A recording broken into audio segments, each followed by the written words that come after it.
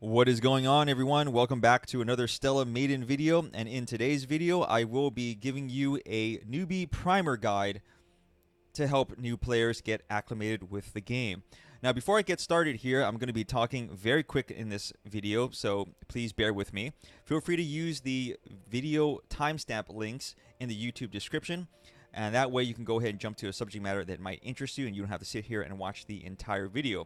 I also want to get a couple of housekeeping things out of the way first. Foremost is that what this video is and what it is not. So my whole intent with this guide is to help new players who just installed the game and maybe they're a little bit lost, maybe they're a little bit confused on what to do and they're kind of aimless. I want to go ahead and get those players to a point where they feel comfortable enough to go ahead and head out on their own and have a certain path that they want to follow. What this guide is not, however, is a min-maxer's guide because of two reasons. A, I'm also relatively new to the game myself, although I am pretty familiar with its system. And B, there are a lot of other players out there where I feel that they have more experience than I do right now, especially the Korean players of this game. And I feel that hopefully they will have the time and energy to make a min-maxer's guide should they choose to do so in the future. But keep in the back of your mind that if this game gets a lot of attention, it gets a lot of support and love that I feel that it should deserve, then I will think about making a very detailed min-maxer's guide in the near future, but we shall see. All right, so that is that. Other housekeeping things I want to get out of the way is what you see in front of us right now. On the left-hand side, I just have a browser open because I'm going to be using that to reference certain pages and information about the game. And on the right-hand side is the actual game itself running. Okay, I'm running the game on a PC emulator known as BlueStacks 4. It also runs on other Android emulators that I know of. The top of my head is Nox.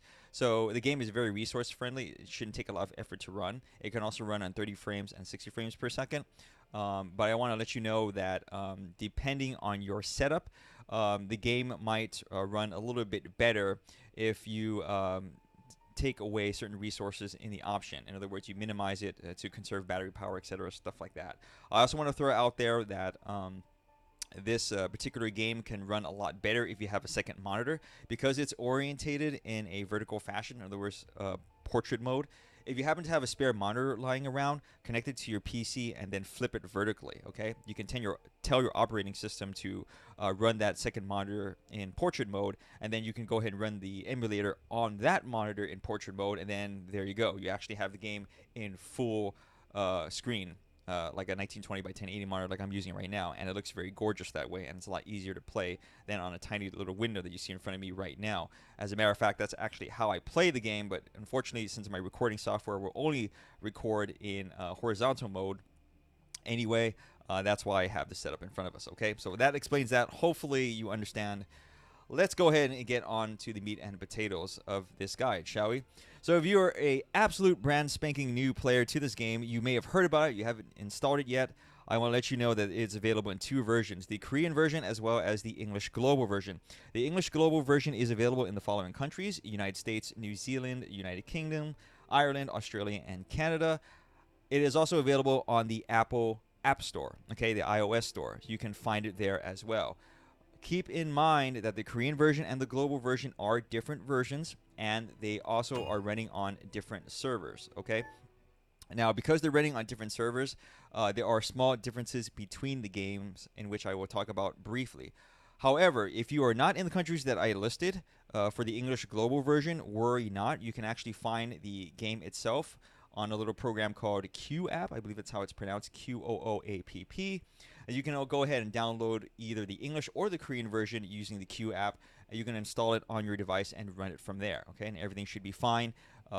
With Android, at least, you can go ahead and run any version that you want to as long as it meets the technical requirements, and it will go ahead and connect to the appropriate server. Now, for those of you wondering out there, are there differences between the Korean and global version? Yes, they are, and they're a little bit more than simply cosmetic. Let me go ahead and explain here. So let me go and bring this window up here. Let me actually go ahead and move on back. So this is from a Discord user named Sumi. So credits to Sumi, S-U-O-M-I. Put their little portrait and name on the upper left-hand corner. On the left-hand side is the Korean version. On the right-hand side is the global English version. So there's a little bit of censorship going on. It's not that significant, but like I said, if it bothers you, you might want to go ahead and then use or download the Korean version only, okay? So this is Jupiter's maid outfit, which is currently being offered on the opening event. I don't know if it's going to be a permanent costume, but as you can see, she's crossing her leg in the English version. She's not sitting very suggestively, I think is the term that people use. And move on to the next screenshot, which is another Jupiter costume, because Jupiter is just, you know, she a sassy girl, apparently. She has a lot of controversy surrounding her. On the left-hand side is the Korean version. It's kind of like a sling bikini. On the right-hand version, it's also a sling bikini, but more cleavage is being covered up, okay, for the global version as well as the app version, which is on the Apple Store. And the App Store runs the global version, just to let you know, okay? Now, in the final picture, which is from a Discord user named Vendi, so the credits go out to them. This is a picture of Aldebaran, and as you can see, she is censored in the global version on the right-hand side. So, you know, she's a little bit less provocative. She's a little bit more covered up. But more importantly as well, you notice that the stats are a little bit different, okay? On the stats for the Korean version, you notice that her move speed and her bullet speed, for example, are 500 and 2,000 respectively. Now, on the global version, and I'm not too sure if this is maybe due to equipment or something like that, we don't know yet, the move speed is 350 and the bullet speed is 1,500, okay? More strikingly is the abilities power. You notice that if you can read Korean or if you translate that, it's actually a little bit different between the two. You can just tell by looking at the numbers, right? 2 and 26%, and this one we have 6 meters at 18% for 3 and 2.5 seconds. So a little bit of a difference between the two versions. I'm not sure if they're rebalancing the global version. I'm not an authority on that, but I just want to let you guys know that, yes, there are differences between the global and the Korean version. And once again, if you are uncomfortable with that, I just want to throw this out there before you get the pitchforks and the torches out. Myst did their absolute best to release the original version. So much, in fact, that I believe they got a cease and desist notice, or not a cease and desist. That's something completely different. They got a notice from Google Play and maybe the App Store saying that, hey, you know what, guys? We checked over your game, we looked at its assets, and we don't necessarily agree with the rating that you gave it. We're going to go ahead and pause your app from the store until you correct it, okay? In other words, that's their very political correct way of saying, we see a lot of boobage in your game. We see a lot of stuff that we think may not be suitable for audiences. We're going to have to ask you to kind of make it a little bit less spicy, okay? So I'm paraphrasing that, and the developer had to kowtow in order for them to get the game on their respective market. As a matter of fact, I believe it was even taken off the Korean store because they had to reclassify the age group for it. So even though it's not censored in the Korean version, they actually had to reclassify it in order for it to not be banned from it. Okay, so the developer did their best. All right, I just want to throw that out there. So please don't kind of throw shade at them for not trying to release the version as is on both the global and Korean version. But it is what it is. Okay, that's the way the world works. That's that. All right, this video isn't about all that stuff. So moving forward, let's go ahead and talk about the core aspects of the game. Now, as a reminder, this is not a hand-holding tutorial. This is not a min-maxing guide. I'm going to assume that you've played the game for an hour or two and you understand its very basic mechanics, but you just want some general overall guidance in what to do, okay? So let's go ahead and start off with the burning questions. And the first burning question that you might have, what type of game is this and what units are good? So this is a unit collecting game. Some people refer to it as a waifu collector because waifus, this game only has what is perceived to be females. I'm trying to be politically correct here. I mean, they're planets after all. But basically, it's a collector game, and it is free to play, but there are also microtransactions as well. So if you already are disgusted and you don't want anything further with this type of game, sorry to hear that. Thanks for stopping by anyway. But that is what it is. And I'm going to answer the next question, what units are good?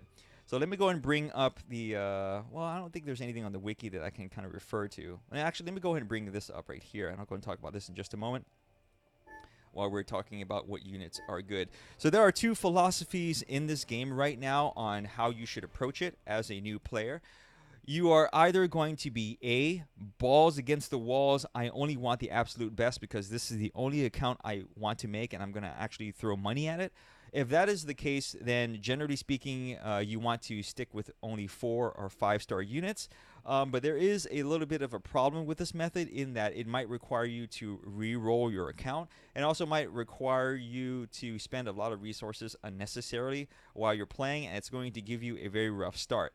However, this is not a bad way to play the game, because if you only invest in 4 and 5-star units, they have a lot of longevity in them, and for the most part, they have a longer shelf life, meaning that you're not just going to kind of throw them on the side. Okay. Now, the second philosophy to this game as a new player is you want the most optional return on investment in terms of time. When you're playing this game and you're starting out, there's a lot of things that you can do, but one of the most limiting factors is the recovery thing. Which is I'm going to show you in just a moment. Unfortunately, there's an invasion that's happening right now. Let me go and take care of business, okay? So I might as well talk about this mechanic right now. Once in a while, you're going to get invaded, not by other players. This isn't Dark Souls, but you're going to get invaded by the computer. They're going to invade planets that you have already captured, and they're going to go ahead and try to recapture those planets, okay? So let me just go and fight these guys off. I'm just going to leave it on automatic. I don't really care right now because I'm talking to you guys. I'm going to let the battle unfold. And hopefully it should be fast so I don't have any awkward pauses. You know what? I'm just going to let the game do its thing. Let's go ahead and go back to what I was talking about in terms of optimizing your units as a new player. So there is a philosophy with a lot of Korean players, as well as some of the English-speaking ones, that if you stick to 2 and 3-star units in the game, which are really readily available, they're very easily accessible to you from start to finish, it kind of actually does you a favor because not only is recovery time very low and recovery resources, I'm just gonna get my reward here. Recovery resources also very affordable. But it's also just a lot easier to kind of manage in the early game. And what do I mean by this? So if I open up the deck window right here, you're allowed to have 2 different groups from the start of the game. You can actually unlock a 3rd group if you want, if you pay cubes for it, which costs 300, which wouldn't actually be a bad thing. Now, if you have a bunch of 2 and 3-star units from the start of the game, and you separate them in 2 identical groups, meaning that both groups are exactly the same, when one unit or group is injured, you can just go and send them to the recovery tab, which I'll show you right now. Let's just go ahead and recover Earth, Jupiter, and Neptune, okay? When I send them to the recovery section, you see right here that there's a timer that starts ticking down, and that's how long they are going to take before they come back into action, okay? Before they come back into the fray. Now, if you have 2 sets of identical low-star units, not only is the recovery time going to be very short, but also it's going to take a lot less resources, and really you can just kind of switch between the 2 parties and keep going about your daily grind, okay? You can just keep grinding and grinding and grinding because this game is only limited, really, by the health of your units, okay? There's no stamina system per se, and I use that in quotation marks.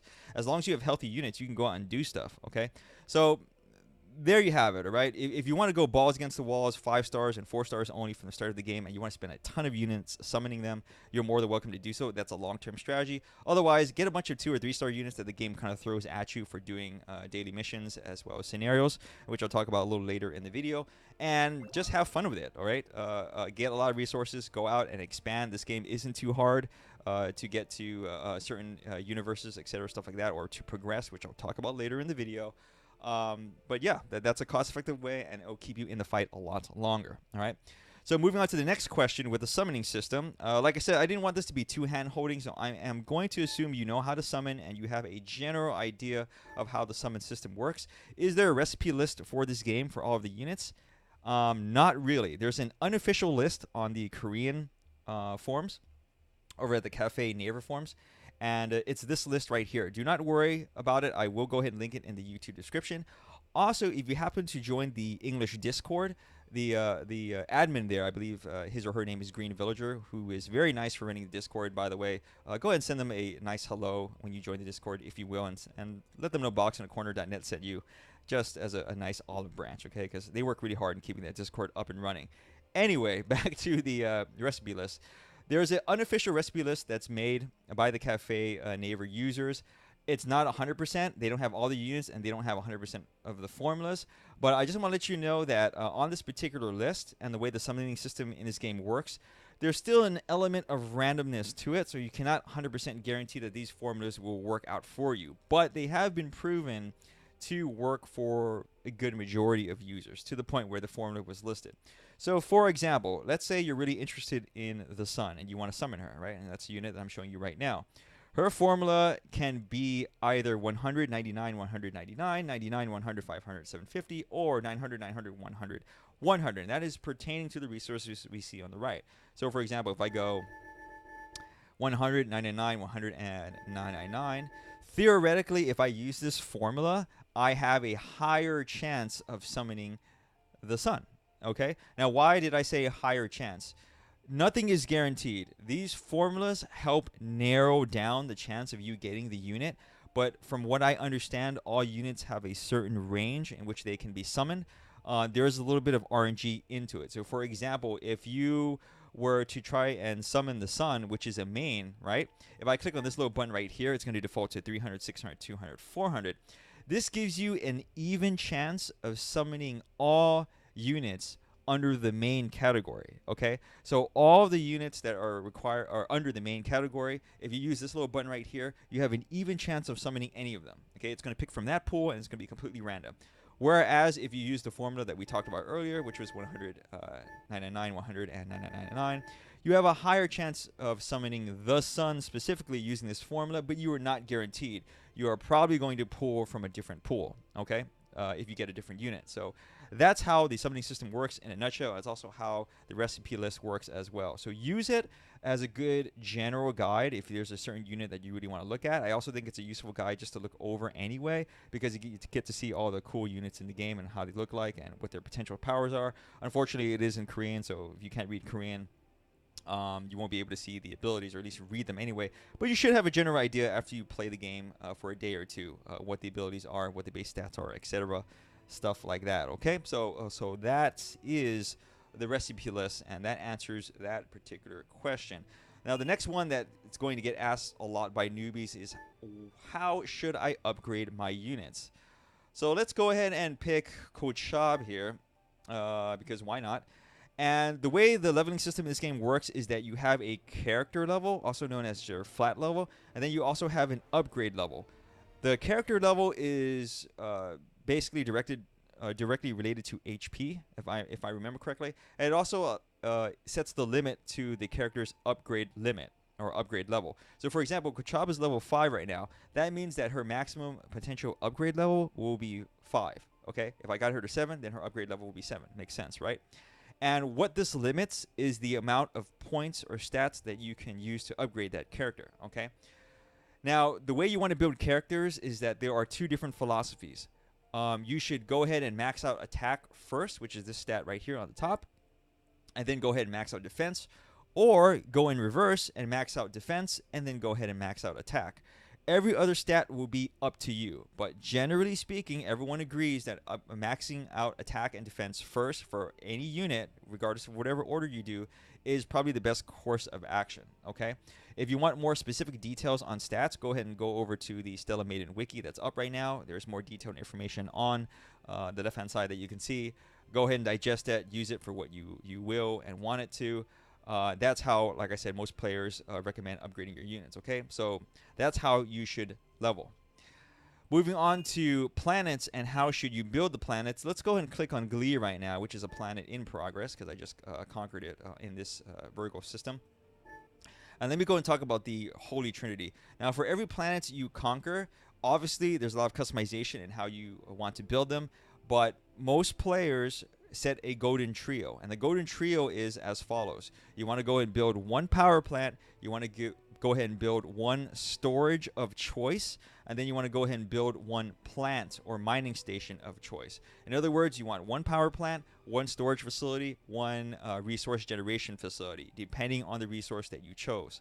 Okay, and always keep in mind that the resource generator always requires the resource storage before you build it. Once you do that, everything else is completely optional and up to you. So don't fret over the details. When you conquer a planet, order should be power plant, storage, and then resource generation respective to that storage. Okay, and then that's it. Everything else afterward is up to you. All right, but as a new player, go ahead and build those three, I should say, and you're good to go. You are on the right course. Now, following all of that information, how should you progress in this game? First of all, let's go and talk about the ancillary progressions. In other words, the sub progressions before we talk about the main progressions, which should be pretty obvious. Now, the ancillary progressions are first the training as well as the scenarios.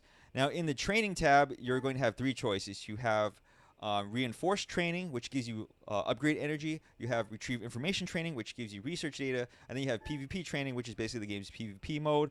And from what I can tell, it doesn't really give you that much benefits other than, I believe, resources. I could be wrong. I also might give you random things.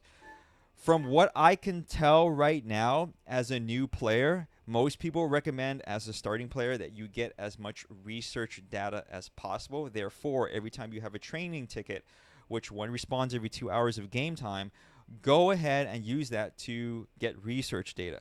And what's nice about research data is that once you do it and you complete it, you can go ahead and auto clear it. So you don't have to do it all over again, okay? So for example, this one is a -1 ticket, 25 research data. If I click on auto clear, I will go ahead and get 25 research data, okay? And I'll use one of my tickets. The reason why you want research data early on is because you want to go ahead and click on the little research tab right here, and you want to go ahead and get your power plant up to level 3 as quickly as possible. Now, some players even recommend getting the power plant up to level 5 because it's one of the most important facilities, and I do agree with that to an extent. But personally, I also like to branch out a little bit, and I'm a sucker for defense drones because they kind of help out in defending your planet. And yeah, that may not be the most optimal thing. Like I said, this isn't a min-maxer guide, but whatever the case may be, you're going to need research data to go and upgrade this stuff, and it can get very pricey very quickly. So you can see a power plant from level 3 to level 4 costs 600 research data, and outside of the free research data that they give you early on in the game for completing tasks, you're not going to get it from anywhere else, okay? So ancillary training, what should you do? Go for research data. Go for the highest one that you can complete in a comfortable fashion, and there is that. Moving on to the other ancillary training, which is scenarios. Let me go ahead and click on this one. I haven't done a lot of scenarios yet because I wanted to do this video first before I went off the cuff with it. Now, scenarios are repeatable quests, if you will. They're kind of like instance quests, and you can do them as many times as you want to, and they give you first-time rewards, usually in the form of cubes and a huge experience bonus, as well as random units from the list. Then they also give you experience and units when you repeat them. However, they don't give you cubes when you repeat them because that would break the game.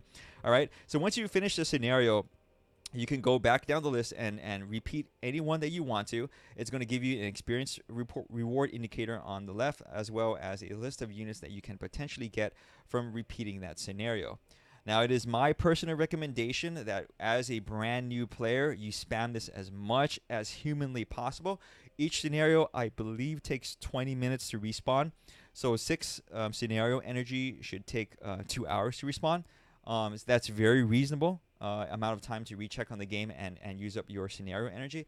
I would also recommend you doing 1-3, which is Rescue Mars, as well as 1-6, Rescue Saturn, over and over again when you can, because they are very easy to do and they're very short. I believe they only take like less than a minute if your team is correctly formed and leveled out, right? Like they're just really fast.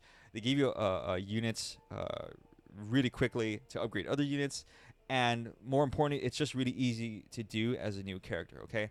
The other scenarios are not bad as well, but they're a little bit harder, and also they're a little bit longer. I believe the Rescue Jupiter one, for example, takes a very long time because you have to escort her in that scenario. I don't want to spoil any more for that one, but nonetheless, 1-3 and 1-6 is what I recommend, stuff like that. And going forward, once you are able to do a scenario very quickly and get it out of the way, that's the one that you should be repeating for scenario energy. And this is, my opinion, one of the best ways to ancillary grind in this game, because it's very quick and it gives you a lot of rewards very quickly, okay?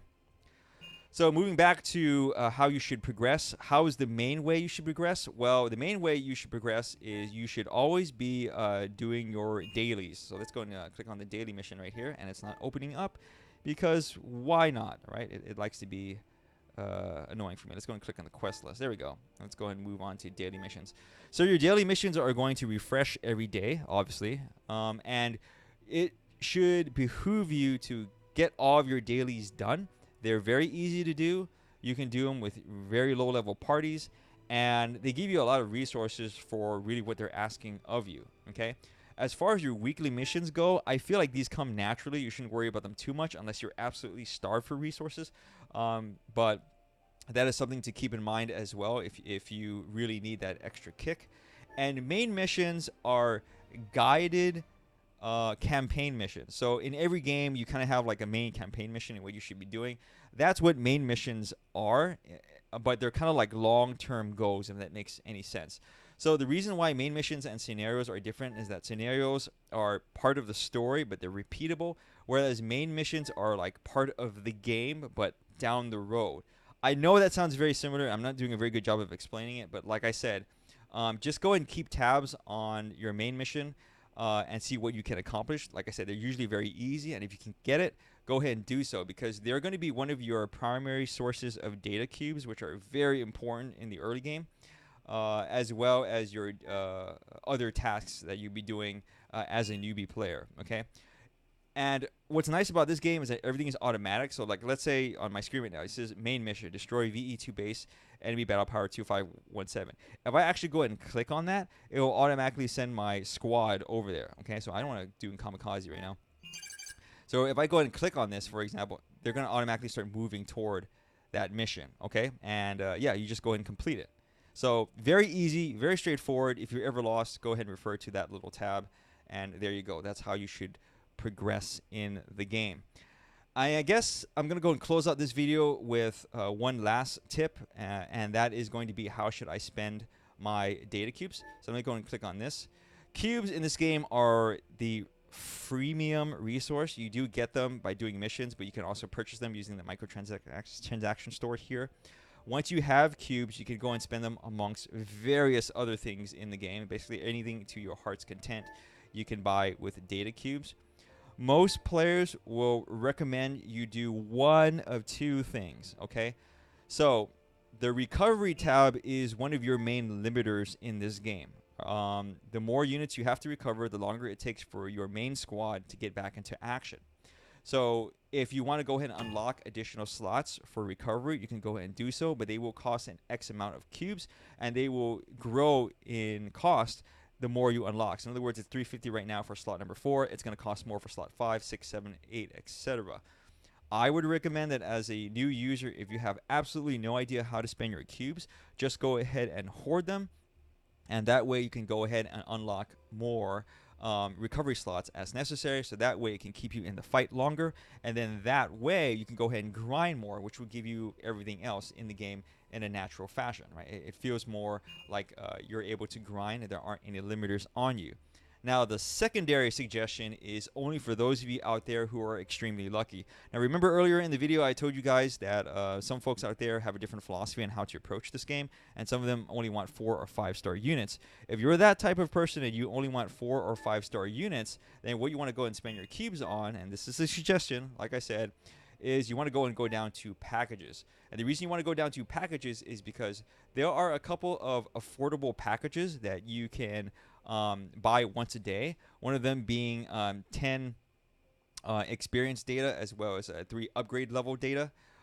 Or there are also ones where you have for sale data, upgrade data, as well as units. Okay, like this one, for example, will give you 2 units, Wolf 359, as well as Tsinki, or whereas this package would give you Izar. Now, the reason why you want to go and buy these packages early on is because if you get 2 5-star units, for example, that you really want to use, you're probably going to want to level them up as quickly as possible. If you level up these 5-star units as quickly as possible and get them really strong, they're going to help you blast through the early game content really, really quickly. And what's also nice about having strong units early on is that strong units minimize downtime because they kind of blow through all the enemies with like 1 or 2 shots. And also, it's a long-term investment anyway, because since you're going to keep these units for a very long time, why not level them up as quickly as possible? The daily package, for example, is 190 cubes. That doesn't really cost that much, but they really level up your 5-star units that you just get extremely quickly. Okay, if you split, like, let's say 5 and 5 between both of them, I believe it gets them up to like level 12 or something like that, or 14. And like I said, that's going to help you blow through the early game content extremely quickly and let you travel the universe more, etc., stuff like that. Okay, so that is a recommendation. Not the most optimal in my personal opinion. I still believe that in my hearts of hearts, if you really want to min-max and do the right thing, you want to go and save up your cubes and unlock recovery slots, okay? But that's how you should spend your cubes in my personal opinion, and that is that. And I'm thinking that there is no other things to go over as a new player other than yeah, I mean, there is a little bit of a kind of a guide for devices. I'm not going to get too much into this because I believe the wiki covers it, as well as the English Discord if you happen to join it. This is pretty much the same thing as summoning. It's equipment.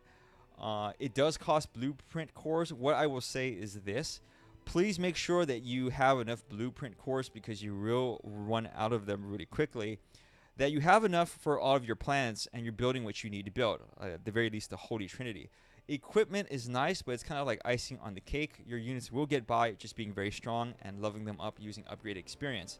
Save your blueprint cores for planet development, okay? And you will be better off. Whew, and that, ladies and gentlemen, I think is going to end it for me for the newbie primer. Hopefully you got a lot of information out of it. Hopefully I've covered everything that needs to be covered from a very basic standpoint, and you should be on your way to enjoying the game and having a general direction of what to do from here on out, okay? As always, feel free to check out the video description of the YouTube channel. In other words, I've linked all of the sites that I talked about earlier today. I've linked the all-important recipe list, tentative recipe list, in the YouTube description as well. So feel free to check this out. Like I said, it allows you to check out all the units as well as their suggested summoning formula. And also, for those of you who need to backtrack and something like that, I'll go ahead and edit the video in a way where the timestamps line up with the question that I answered, or at least the concept that I answered. If you have any additional questions, I highly, highly suggest you join the English Discord. Once again, the admin there is Green Villager. There he or she is. Send them a hi on my behalf. They're more than happy to answer questions. The Discord could go ahead and use some fleshing out. It doesn't have that many members on right now. I think like 100-ish total. So if you want to go and help build the community, go ahead and join the Discord and ask away. Failing that, if you want to go and ask me any questions, feel free to leave a comment. I'll try my best to answer a question if I know the answer to it. And I'm learning the game as much as you are while watching this video as well, okay? So I'm stumbling around just as much as you are, but I might just know a little bit more at the time being, but who knows? You might put in more hours. And that is it, okay? So some little personal spiel for myself. Boxinacorner.net is my website. Feel free to visit it at any time to check out what I'm up to, as well as other stuff, because I do other stuff, not just gaming. I am interested in other topics, and it does help me out a little bit because more traffic to my site is what I'm trying to accomplish for 2019. And yeah, that is it, guys. So hope you enjoyed the video. Sorry for the quick talking. Sorry for me just making one long run-on sentence. I'm running out of stamina right now. But I will be back with more Stella Maiden content. I just don't know when. And like I said, it all depends on my energy as well as how much I invest into the game. Okay? But I will see you guys on the next video. Thanks for watching and stopping on by.